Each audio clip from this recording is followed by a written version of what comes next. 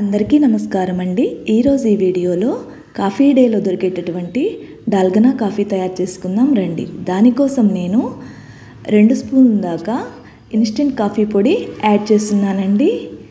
అదేవిధంగా 4 స్పూన్ల దాకా షుగర్ యాడ్ చేస్తున్నానండి.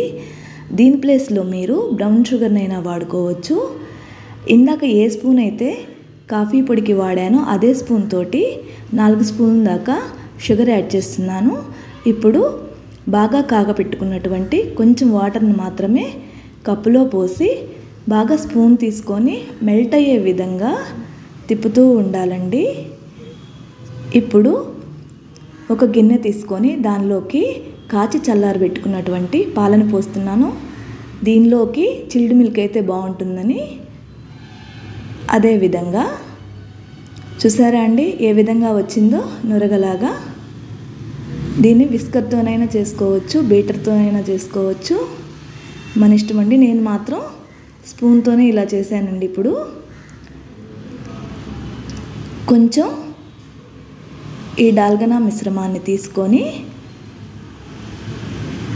గాజు గ్లాసులోకి ట్రాన్స్ఫర్ చేస్తున్నానండి.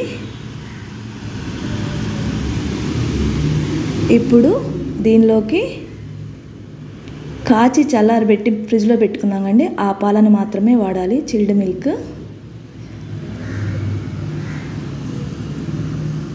కొంచెం డాల్గనా మిక్సర్ని పైన కూడా వేస్తూ ఉన్నానండి. అదేవిధంగా ఇప్పుడు మరొక గ్లాసులోకి వేడి పాలను పోస్తున్నానండి.